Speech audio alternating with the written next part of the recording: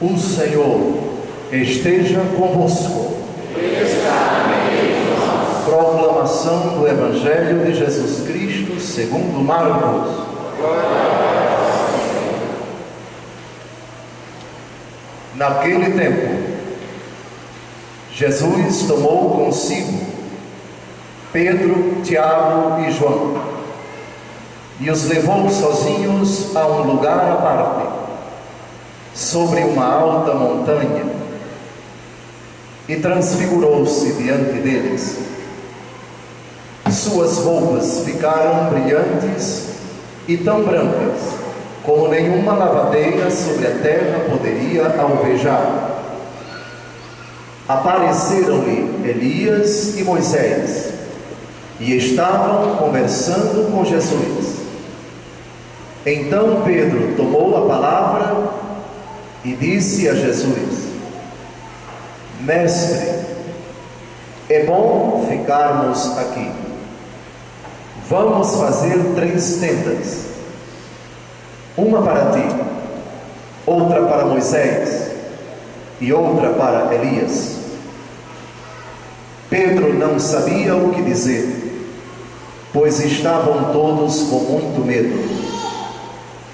Então desceu uma nuvem e os encobriu com sua sombra.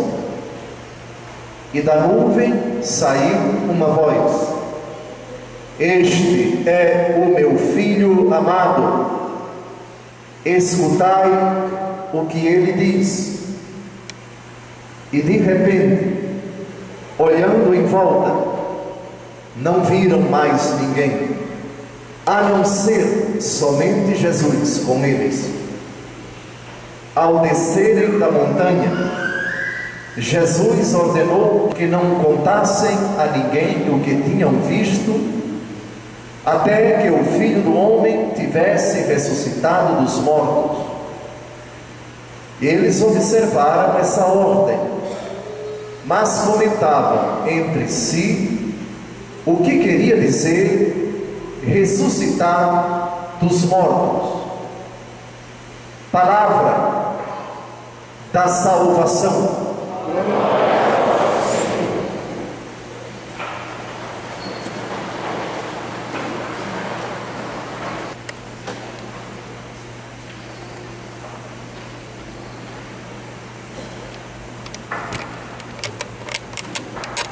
Há determinados assuntos que verdadeiramente não gostamos de tratar.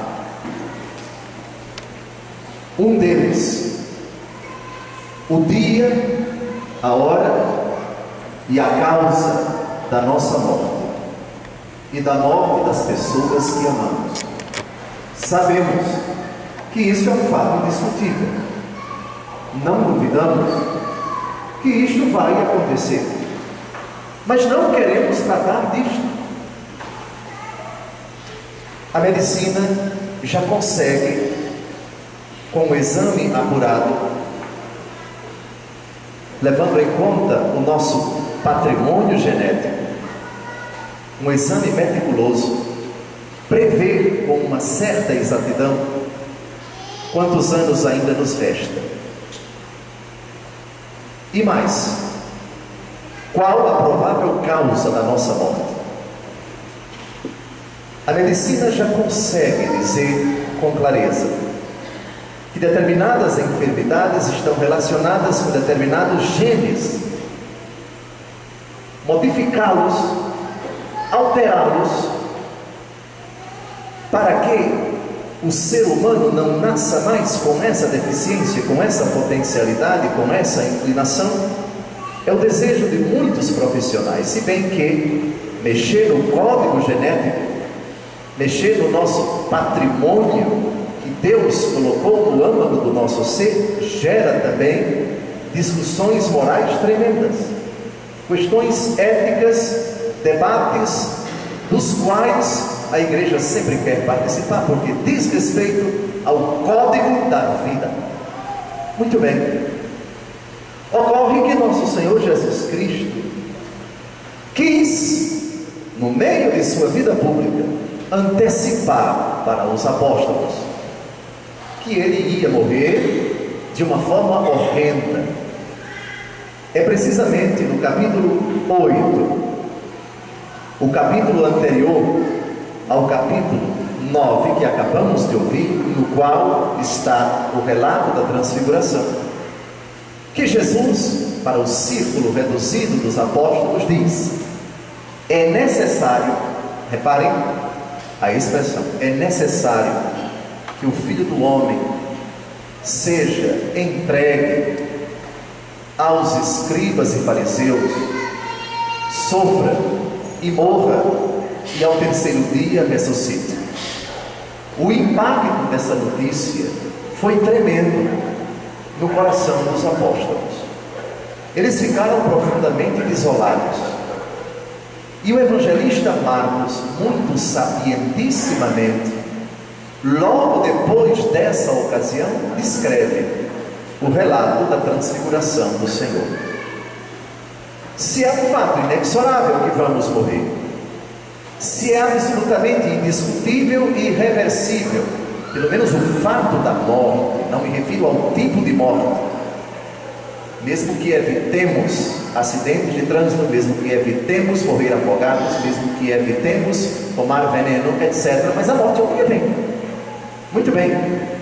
Mas diante de tudo isso, o que é que o ser humano quer? Quer que alguém o console? Não tanto explicando a causa da morte, se bem que o cristianismo tem uma causa. O cristianismo, na palavra de Deus, procura a raiz, a origem, aquilo que produziu a morte, e definitivamente não é Deus. Essa realidade monstruosa entrou no mundo por nossa causa.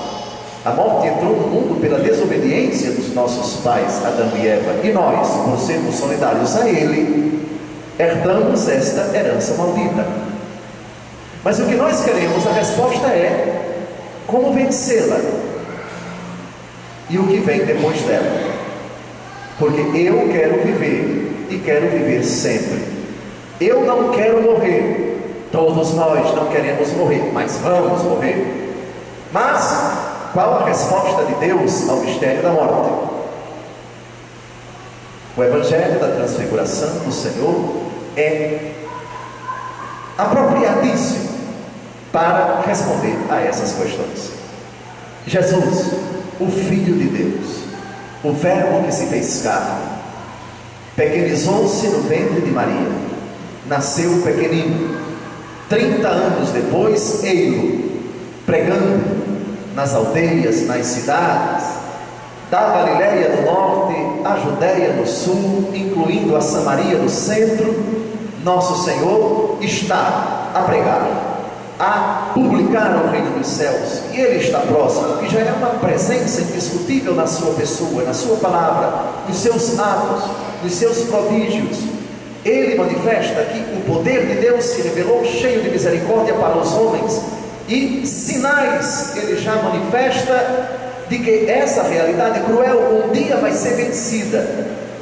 Ainda Ele está dizendo aos homens de forma sutil, como? Curando as pessoas. Jesus cura coxos, cegos, surdos, mudos, aflitos, angustiados. Jesus até ressuscita mortos, se bem que aquilo que Ele faz com o filho da viúva de Naim, aquilo que Ele faz com a menina que Ele chama de Talita, Talita cum, aquela que havia morrido, e aquilo que Ele faz com Lázaro, não é propriamente ressurreição, mas ressuscitação. É diferente. Ressuscitação, os órgãos vitais não estão funcionando e voltam a funcionar. Ressuscitação, estava morto, volta a viver para depois morrer. Ressurreição, estava morto, volta a viver para não mais morrer. Entenderam a diferença de ressurreição para ressuscitação? Pois bem, todos esses sinais são o indício de que alguma coisa maior vai acontecer. Se nós repararmos bem os prodígios, as curas que o Senhor realiza, são todas uma restituição de algo que se perdeu, mas que vai se perder de novo. Jesus curou os surdos, Muito bem, mas não deixou os surdos eternamente aqui na terra. Um dia morreram. Jesus curou os enfermos, os coxos, os mancos, mas todos eles voltaram, todos eles morreram. Só que esses sinais apontam para uma realidade que vai acontecer, para uma vitória, para um triunfo, para uma soberania, para uma supremacia de Jesus sobre essa realidade infame, mais na frente. Ocorre que Jesus decidiu antecipar a notícia para eles. O choque foi tremendo. Capítulo 8. O Evangelho de São Marcos é o menor evangelho de todos. Como vocês sabem, o maior evangelho é Mateus, 28 capítulos. O segundo maior evangelho é Lucas, 24 capítulos. Depois tem o Evangelho segundo João, 22 capítulos. E o Evangelho segundo Marcos, 15 capítulos. Pois bem, no capítulo 8, portanto, na metade da vida pública de Jesus, ele dá essa notícia.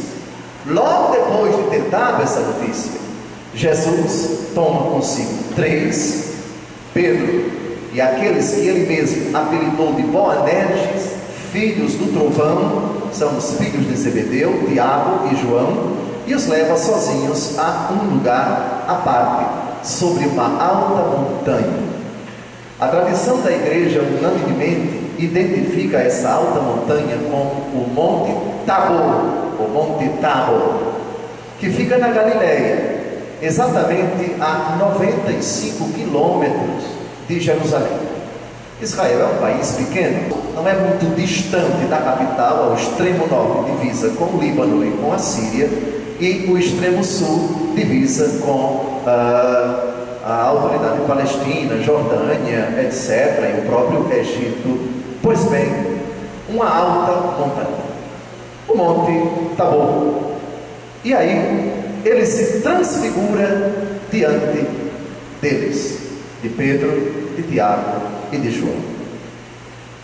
Qual o significado desta realidade portentosa? Em síntese, Jesus vai antecipar para eles aquilo que vai acontecer com o seu corpo após a ressurreição. É uma projeção, uma prospecção para além do mistério da morte, a ressurreição. Vocês ficaram assustados com a minha notícia de que eu vou morrer. Obviamente que isso também evoca a ideia também da nossa morte. Se Jesus vai morrer, com muito mais razão nós vamos morrer. Quem gosta dessa notícia? Jesus transmite essa notícia antecipadamente, não para perturbar as pessoas, mas para que elas não esqueçam que a morte é uma realidade que nos acompanha diariamente e que não podemos desconsiderá-la da nossa existência presente, do nosso dia a dia. Ela pode nos tragar a qualquer momento. Dizendo isso, o cristianismo de forma alguma quer ser uma religião, não foi, nunca será a religião do medo da morte, mas a religião do afã da vida. E isso está bastante claro no mistério da transfiguração. As roupas de Jesus ficam brilhantes e brancas, como nenhuma lavadeira sobre a terra poderia alvejar. Permitam-me ler um maravilhoso texto de São Leão Magno, Papa, do século V, acerca desse grande acontecimento que estamos a comentar. Diz ele, no Sermão 51, a principal finalidade dessa transfiguração era afastar dos discípulos o escândalo da cruz, para que a humilhação da paixão voluntariamente suportada não abalasse a fé dos discípulos, a fé daqueles a quem tinham sido revelada a excelência da dignidade oculta de Cristo. Dava-se um fundamento sólido, com esse evento, a esperança da Santa Igreja, de modo que todo o corpo de Cristo pudesse conhecer a transfiguração, com que ele também seria enriquecido, e os seus membros pudessem contar com a promessa da participação daquela glória que primeiro resplandecera na cabeça. De fato, Jesus diz no capítulo 13 de São Mateus, versículo 43: então os justos brilharão como o sol no reino do seu Pai. E São Paulo apóstolo declara a mesma coisa, dizendo, Romanos 8, 18: eu entendo que os sofrimentos do tempo presente nem merecem ser comparados com a glória que deve ser revelada em nós. E outro texto dele, Colossenses 3, de 3 a 4: vós morrestes, e a vossa vida está escondida com Cristo em Deus. Quando Cristo, vossa vida, aparecer, então vós aparecereis também com Ele, revestidos de glória. Entretanto, aos apóstolos que deviam ser confirmados na fé e introduzidos no conhecimento de todos os mistérios do reino, esse prodígio ofereceu ainda um outro ensinamento. E agora, São Leão Magno vai interpretar o sentido da presença de Moisés e de Elias nesse grande acontecimento. Moisés e Elias, isto é, a lei e os profetas, apareceram conversando com o Senhor, a fim de cumprir-se plenamente na presença daqueles 5 homens o que fora dito, Mateus 18, 16: será digna de fé toda palavra proferida na presença de 2 ou 3 testemunhas. E continua São Leão Magno: que pode haver de mais estável e mais firme que esta palavra? Para proclamá-la, ressoa em uníssono a dupla trombeta do antigo Moisés e Elias e do Novo Testamento Jesus. E os testemunhos dos tempos passados concordam com o ensinamento do Evangelho. Na verdade, as páginas das 2 alianças confirmam-se mutuamente, e o esplendor da glória presente mostra com total evidência aquele que as antigas figuras tinham prometido sob o véu dos mistérios. Porque, como diz São João, capítulo 1, versículo 17, vejam que intuição belíssima de São Leão Magno: por meio de Moisés foi dada a lei, mas a graça e a verdade nos chegaram através de Jesus Cristo. Nele cumpriram-se integralmente não só a promessa das figuras proféticas, mas também o sentido dos preceitos da lei, pois pela sua presença mostra a verdade das profecias e pela sua graça torna possível cumprir os mandamentos. Sirva, portanto, a proclamação do Santo Evangelho para confirmar a fé de todos, e ninguém se envergonhe da cruz de Cristo, pela qual o mundo foi redimido. Ninguém tenha medo de sofrer por causa da justiça, ou duvide da recompensa prometida, porque é pelo trabalho que se chega ao repouso, e pela morte a vida. O Senhor assumiu toda a fraqueza de nossa pobre condição, e se permanecermos no seu amor e na proclamação do seu nome, venceremos o que ele venceu e receberemos o que ele prometeu. Assim, quer cumprindo os mandamentos ou suportando a adversidade, deve sempre ressoar aos nossos ouvidos a voz do Pai, que se fez ouvir dizendo: este é o meu Filho amado, no qual pus todo o meu agrado, escutai-o. Isso foi escrito há 1600 anos. Um Papa, ele explicou completamente o Evangelho de hoje. Amados, não tenhais medo do que está por vir. Avizinha-se, sem dúvida alguma. Não vos desespereis, todavia. Mais certa que a morte é a ressurreição de Cristo. Olhai, o corpo transfigurado do Senhor é vossa meta. Eis o que nos aguarda se formos fiéis a Ele.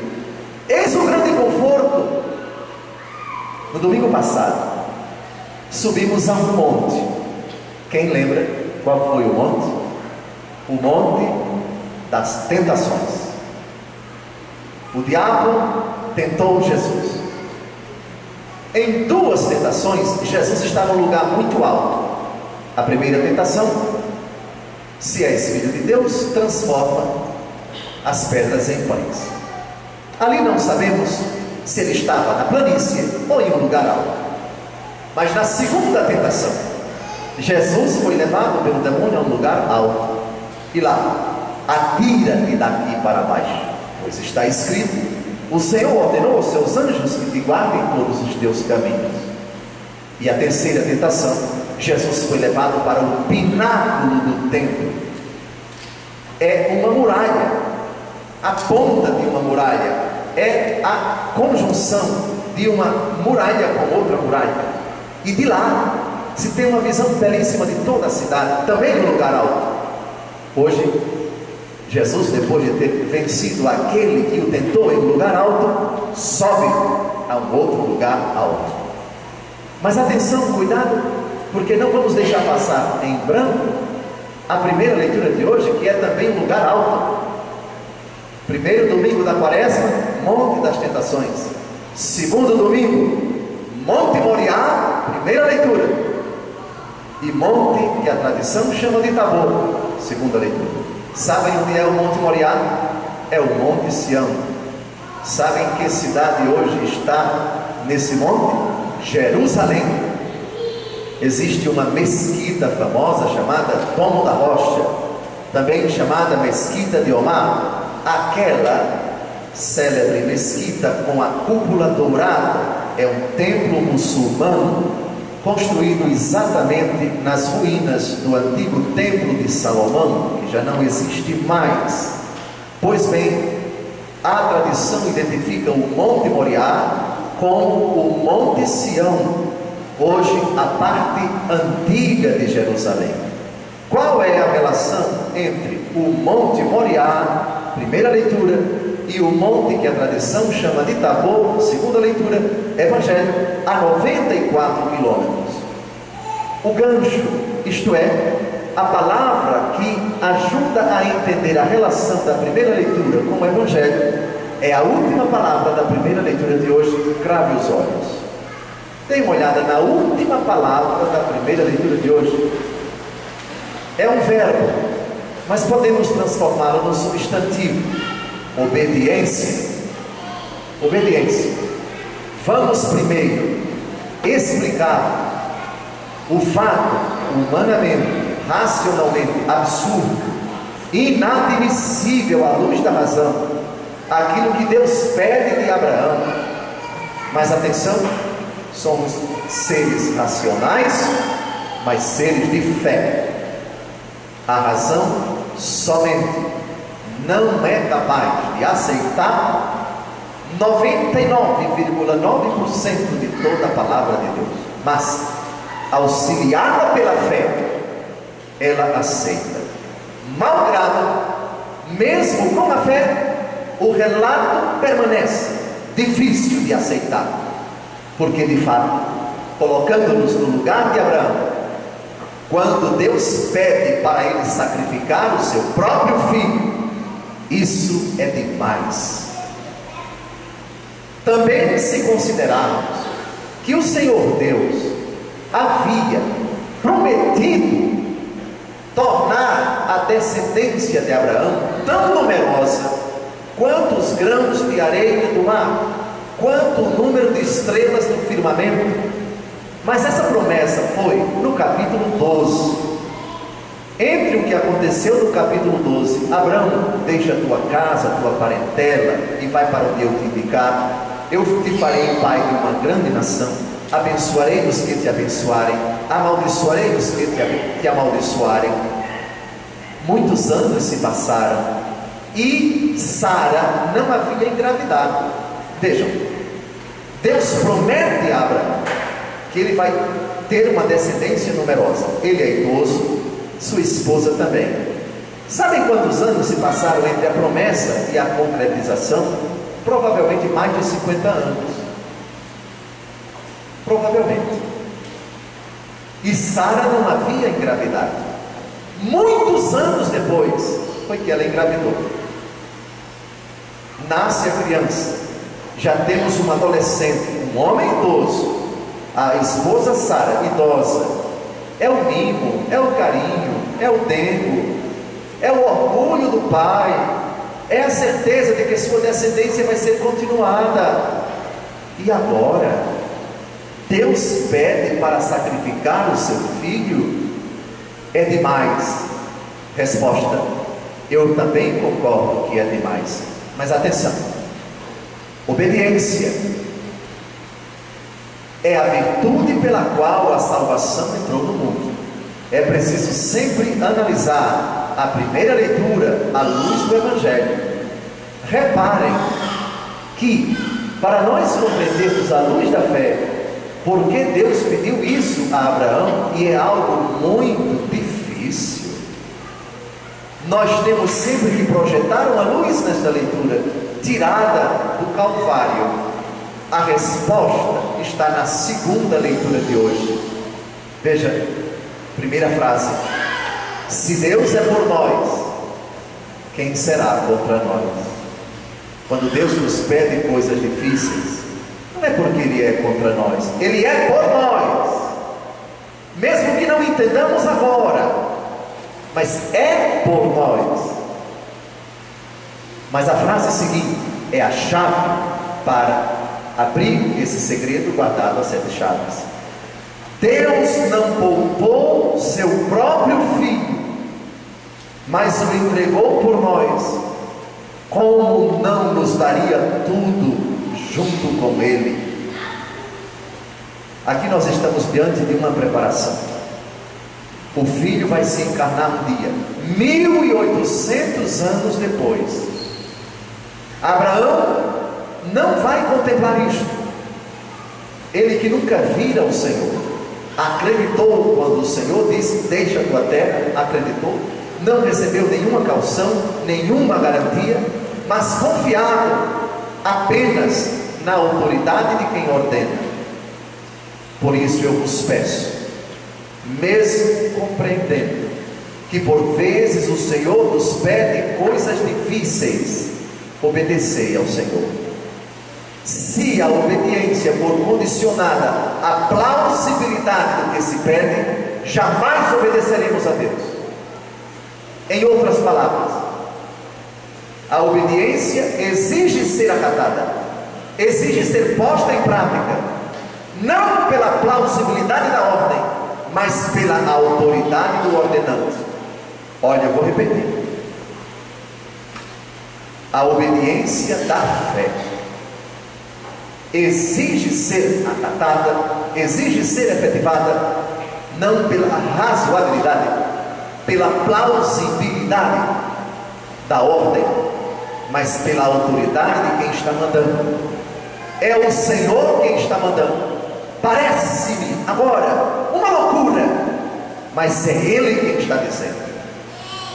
Para quem está analisando como artigo 5º da Constituição a ordem de Jesus: toma teu filho Isaque, a quem tanto amas, dirige-te à terra de Moriá e oferece-o aí em holocausto sobre o monte que eu te indicar, como que a dizer: mas onde estão os direitos humanos?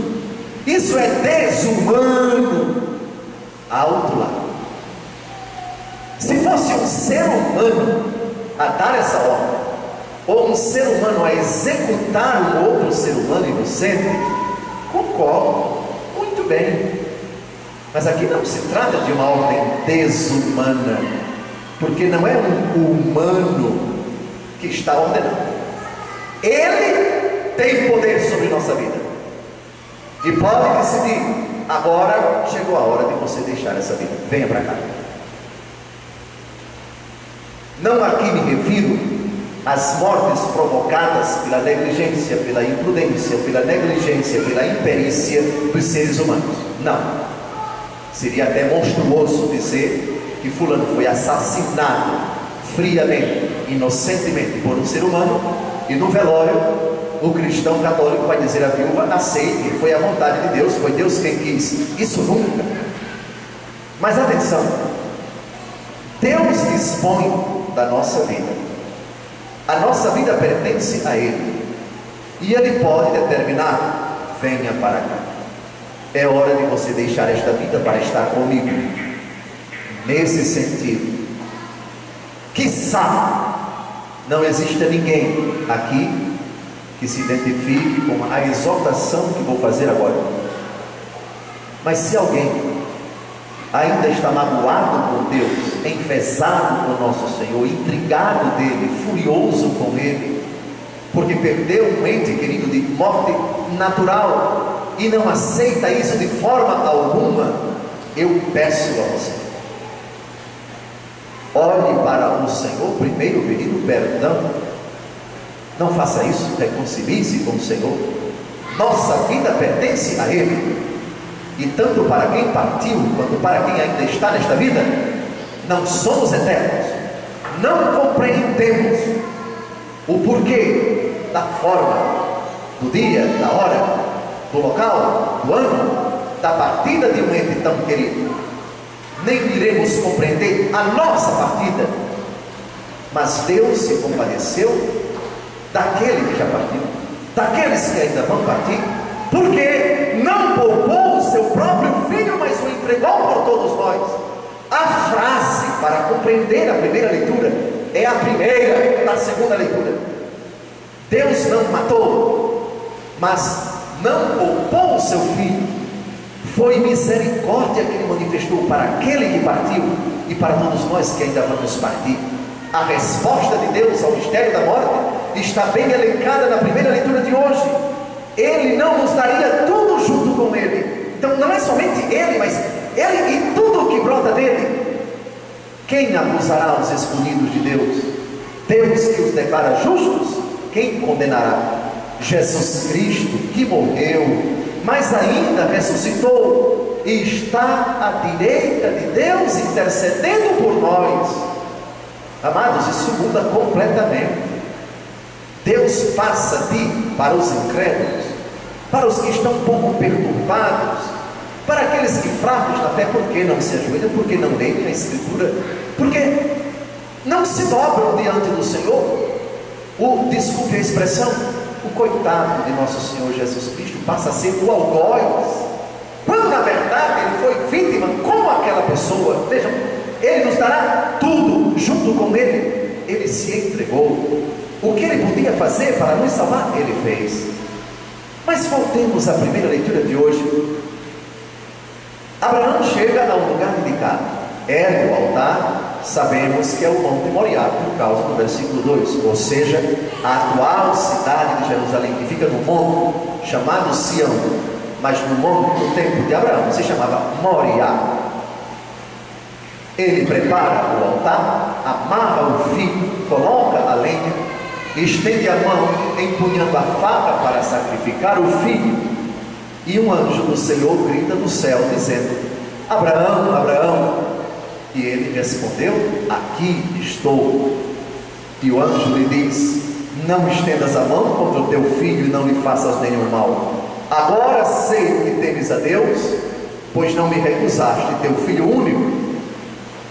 Aqui eu gostaria de comentar essa frase: agora eu sei que temes a Deus. Bem, é o anjo do Senhor que fala, o representante de Deus, portanto Deus mesmo, por meio do seu mensageiro. Agora eu sei. Mas será que antes Deus não sabia que Abraão lhe era fiel? E se Deus é Deus, por que Ele diz: agora eu sei que temes a Deus?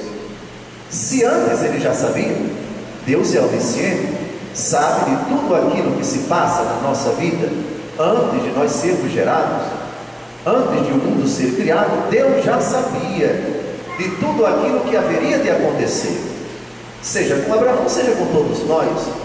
Porque Ele diz: agora sei que temes a Deus.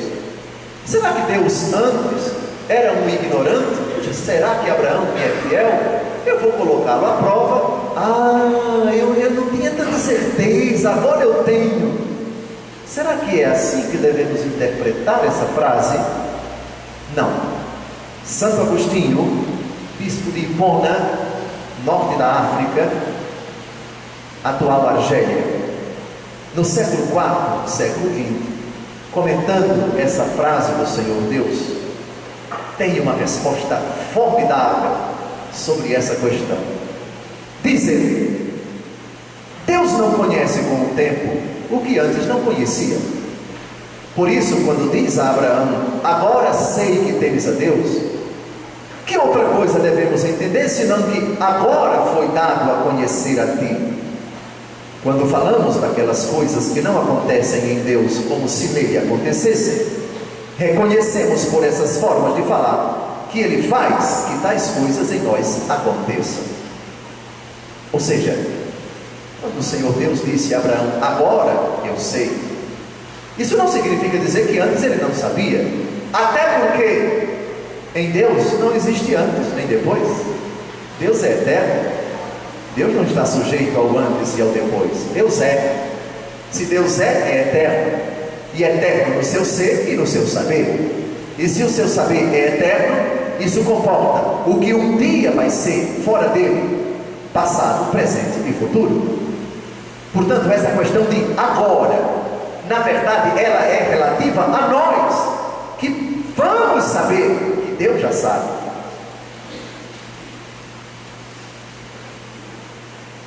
Em outras palavras, Deus sabe de tudo, mas Ele julga conveniente que nós saibamos que Ele sabe de determinadas coisas e as revela em determinados momentos. Por isso, agora não se aplica a Deus, agora se aplica a nós. Ou seja, até então, Deus não tinha revelado a Abraão que Abraão sempre lhe fora fiel. Decidiu revelar agora, depois dessa prova.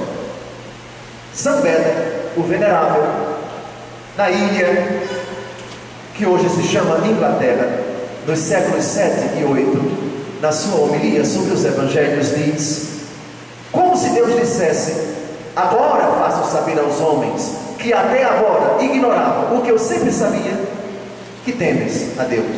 Ou seja, é a mesma ideia de Santo Agostinho.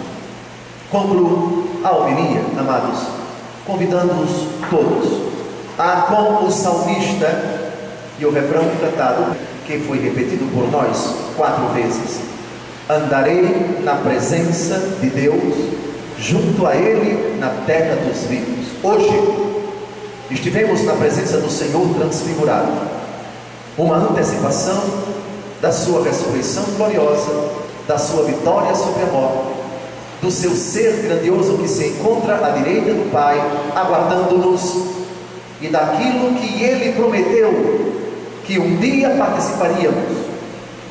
João capítulo 14: não se perturbe o vosso coração, credes em Deus, crede também em mim. Na casa do meu Pai há muitas moradas, não fora assim, e eu vou-lo teria dito, pois vou preparar-vos um lugar, e quando ele estiver preparado, voltarei, tomar-vos-ei comigo, para que onde eu estou, vós estejais também. Sim, o peso dos nossos pecados, o peso inexorável dos anos, peso que causa a debilidade do corpo, o esquecimento, a decrepitude do nosso físico, a nossa declinação, o nosso rebaixamento, o nosso cansaço, o nosso desmoronamento, o nosso declínio, o ocaso da nossa vida. Tudo isso vai acontecer. Não tenham medo. Essa homilia também é para mim. Apavorar-se, perturbar-se é compreensível, é plausível, até porque nosso Senhor se apavorou quando chegou a sua hora. Vigiem aqui e rezem comigo. Minha alma está perturbada até a morte. Essa é uma frase literal de Jesus, compreensível, mas depois de sua ressurreição, nós olhamos para o que nos aguarda de terrível, de angustiante, mas a nossa fé nos transporta para o Calvário, pedindo a Jesus que a imitação dele nós enfrentemos o nosso Calvário, a nossa cruz, na mais absoluta fidelidade ao Pai, com a graça de dizermos o que Ele disse. Última frase, Salmo 30, versículo 6: em tuas mãos entrego o meu espírito. Não sei o que me aguarda, as modalidades do ocaso da minha vida, mas eu professo a fé na ressurreição. Eu creio que aquele que se dignou compadecer-se da natureza humana e assumiu essa carne, que está se acabando, que está se consumindo, que está chegando ao final, triunfou sobre ela. E a minha fé na ressurreição professa o que ele disse a Marta e a Maria desoladas 4 dias depois da morte de Lázaro: eu sou a ressurreição e a vida. Aquele que crê em mim, ainda que esteja morto, viverá. Creio na ressurreição da carne, creio na vitória de Cristo sobre a morte, e essa certeza não vai tirar o receio, a angústia dos momentos derradeiros, mas esta inexorável verdade me dará uma força que o mundo não conhece, força que me permitirá enfrentar o meu Calvário na fidelidade e profundamente unido ao meu Senhor, que sofreu por mim, que morreu e que ressuscitou. Louvado seja nosso Senhor Jesus Cristo.